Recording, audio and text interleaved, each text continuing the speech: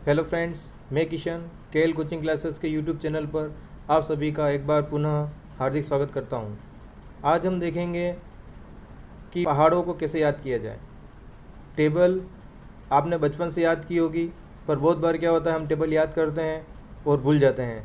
या फिर ऐसा होता है कि जो दो टेबल होती है पास पास वाली, दोनों क्या हो जाती है, एक दूसरे में मिक्स हो जाती है। वैसे टेबल का रोल गणित में उतना ही है जितना कि आत्मा का शरीर में होता है। बिना आत्मा के शरीर का कोई महत्व नहीं है, उसी प्रकार बिना टेबल के गणित का भी कोई महत्व नहीं रह जाता है। क्योंकि गणित में कुल 4 संक्रियाएँ होती है, प्लस, माइनस, गुणा और भाग। उनमें से 2 संक्रियाएँ, अंतिम 2 संक्रियाएँ हैं गुणा और भाग, उसमें टेबल का बहुत बड़ा रोल है।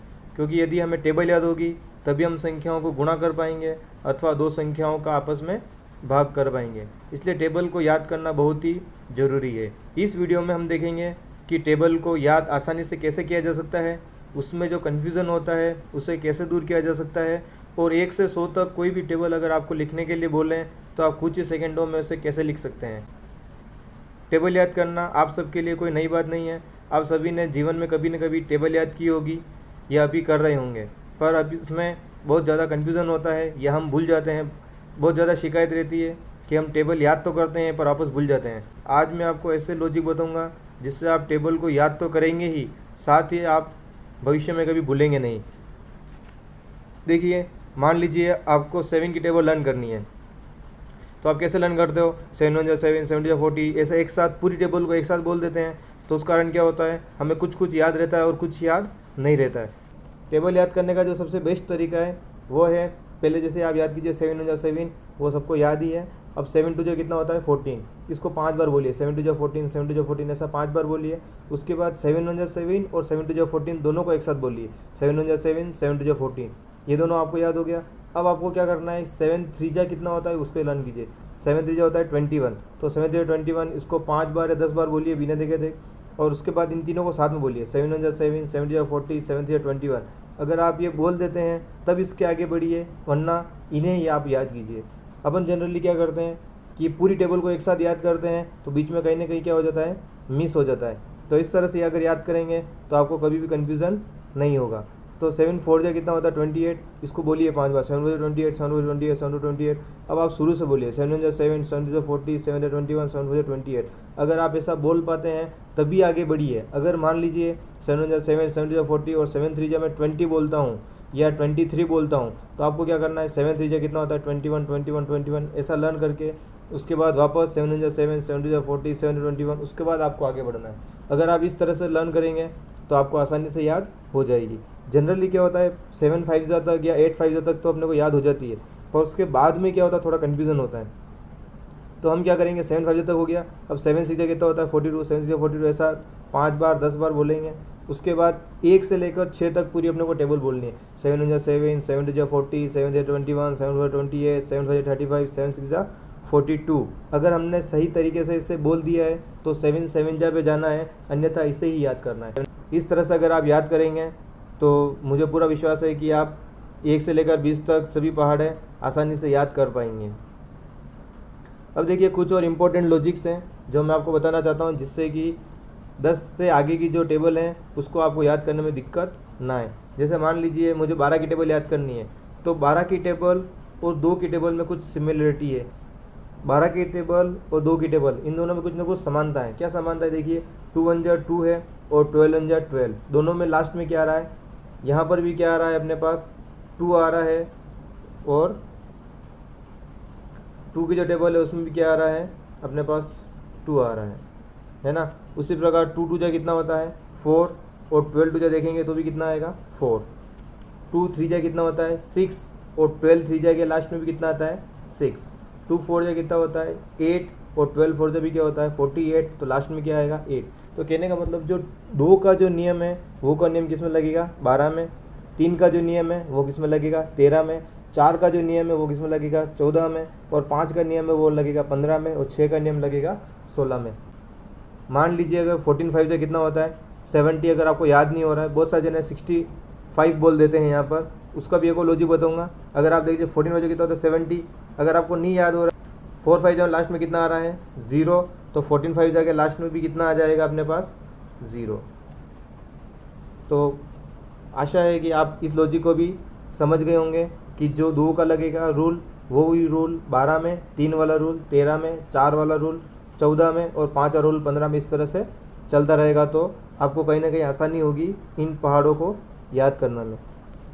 अब मैं आपको बताऊंगा सबसे इम्पोर्टेंट लॉजिक जो कि बना हुआ है सम संख्या और विषम संख्या। वैसे सम विषम के लिए मैंने एक अलग से वीडियो और बना रखी है, आप चाहें तो उसे भी देख सकते हैं। वास्तविक संख्याओं के ऊपर बना रखी है वीडियो पूरी, जिसमें प्राकृत संख्या, पूर्ण संख्या, पूर्णांक, सम, विषम, अभाज्य संख्या, परिमेय संख्या, अपरिमेय संख्या इत्यादि का पूरा विस्तृत वर्णन कर रखा है। तो हम अभी बात करेंगे सम और विषम। तो हमें एक चीज़ याद रखनी है कि सम संख्या की जो भी टेबल होगी या जो भी पहाड़ा होगा उसमें हमेशा सम संख्या ही आएगी। सम संख्या क्या होता है, जिसमें 2 का पूरा भाग है तो उसे कहते हैं सम संख्या। जैसे 2, 4, 6, 8, 10 ये ऐसी टेबल हैं जिसके अंदर सम संख्या ही आएगी, विषम संख्या कभी भी नहीं आएगी। मैं कभी कभी देखता हूँ कि बच्चे बोलते हैं 4 4 जा 15, तो 15 यानी 15 जो है वो क्या है, विषम संख्या है। तो सम संख्या की टेबल में कभी भी विषम संख्या नहीं आएगी। आपको इतना से याद रखना है कि सम संख्या की टेबल में कभी भी विषम संख्या नहीं आएगी। हाँ, अब देखिए कोई भी विषम संख्या है, मान लीजिए 3 का पहाड़ा है, तो एक बार क्या आएगा विषम, फिर क्या आएगा सम, फिर वापस क्या आएगा विषम, फिर क्या आएगा सम, फिर आएगा विषम, फिर आएगा सम। 7 की टेबल देखते हैं, एक बार विषम, फिर सम, फिर विषम, फिर सम, फिर विषम, फिर सम।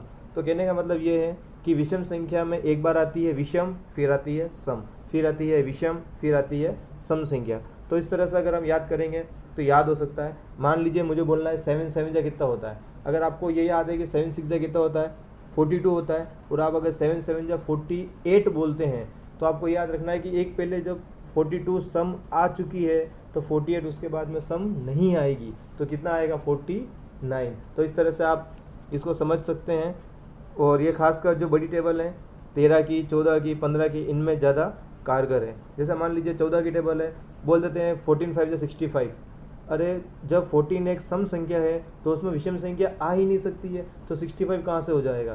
तो याद रखना है कि 14 5 कितना होता है 70। तो लॉजिक क्या था, सम संख्या में हमेशा सम संख्या ही आती है, और जो विषम संख्या होती है उसमें सम और विषम दोनों आ सकती है। या इंग्लिश में हम बोलें तो इवन नंबर के अंदर हमेशा इवन नंबर ही आएगा। ओड नंबर की जो टेबल है इसमें इवन और ओड दोनों आ सकते हैं। हम चाहते हैं कि 1 से 20 तक पहाड़ एक ही दिन में याद कर लें। ऐसा कोई असंभव कार्य तो नहीं है, पर थोड़ा सा मुश्किल है। तो मेरा मानना तो ये है कि आप दिन में चाहे एक ही टेबल याद करें, पर उससे उसी तरीके से याद करें जैसे मैंने बताया आपको शुरू में लगेगा कि इसमें थोड़ा टाइम ज़्यादा वेस्ट हो रहा है, पर अगर ऐसे आप याद करेंगे तो आपको जो टेबल है वो ज़िंदगी भर याद रहने वाली है। टेबल लिखना और भी आसान काम है, टेबल याद करना थोड़ा सा हो सकता है कि मुश्किल होता है, पर टेबल लिखने में ज़्यादा कोई दिक्कत नहीं आएगी। कैसे, ये जो फॉर्मूला है बड़ी टेबल में ज़्यादा महत्वपूर्ण होता है, क्योंकि मान लीजिए अगर आपको 20 तक पहाड़े लिखने हैं तो आप कैसे लिखेंगे, तो पहली जो रो इसमें एक एक जोड़ना है, 11 12 13 एक एक जोड़ रहे हैं। दूसरे में कितने जोड़ेंगे, 2 2 जोड़ेंगे, 22, 2 जोड़े 24, 2 जोड़े 26, 2 जोड़े 28, इस तरह से चलता रहेगा। और मान लीजिए 7वीं रो है तो हम कितने जोड़ेंगे, 7, 77 है, 7 जोड़ेंगे तो 84, 7 जोड़ेंगे तो 91, 7 जोड़ेंगे तो 98। इस तरह से आप इन टेबल को आसानी से बना सकते हैं। चलिए अब जो बड़ी टेबल होती है उनको बनाने का एक आसान सा तरीका मैं आपके सामने बताने वाला हूँ। कभी कभी हमें कैलकुलेशन में बड़ी संख्याओं का भाग देना होता है। मान लीजिए एक संख्या 53 और उस 53 का हमको भाग देना है 7 5 2 1। अगर इसमें 53 का भाग देना है तो हमें 53 की टेबल बनानी होगी, और 53 की टेबल बनाने में क्या होगा, टाइम बहुत ज़्यादा हमारा वेस्ट हो जाएगा। 53 की टेबल लिखनी है तो हम क्या करेंगे, एक तरफ लिखेंगे 5 की टेबल और एक तरफ लिखेंगे 3 की टेबल। 5 की टेबल 5 1 जा 5, 5 2 जा 10, 5 3 जा 15, 5 4 जा 20, इस तरह से लिखेंगे। और इधर लिखेंगे 3 की टेबल, 3 1 जा 3, 3 2 जा 6, 3 3 जा 9, 3 4 जा 12, इस तरह से लिखेंगे। तो लीजिए ये बन गई अपनी टेबल। 53 है तो ऐसे ही रहेगा 53, है ना। 106 है ये भी ऐसे ही रहेगा। 159 है ये भी ऐसे ही रहेगा।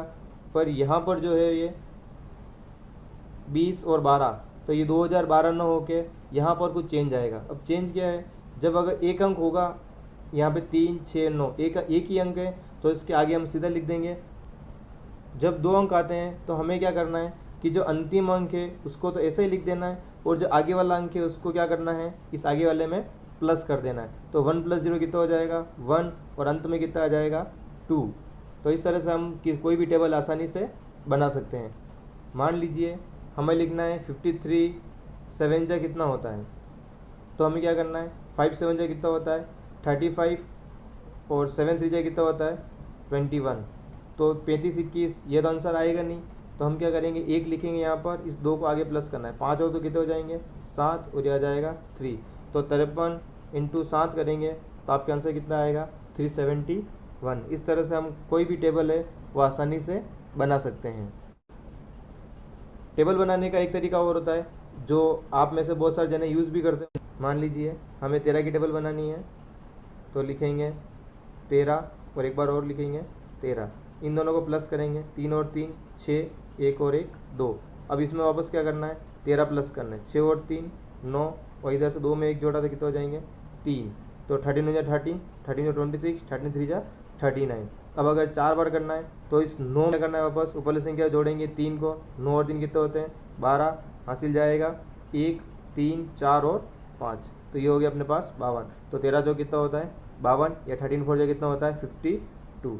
इस तरह से अगर आगे देखें तो 52 में 13 जोड़ेंगे तो 3 और 2 कितने हो गए 5, और 5 और ये 1 कितना हो गया 6। अब इस 65 वापस 13 जोड़ना है, 5 और 3 8, 6 और 1 7। तो इस तरीके से भी हम किसी भी टेबल को आसानी से बना सकते हैं।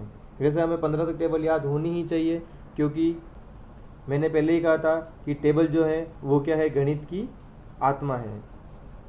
अगर आपको वीडियो अच्छी लगी हो तो प्लीज़ लाइक करें, अपने मित्रों के साथ शेयर करें, और चैनल को सब्सक्राइब करना ना भूलें।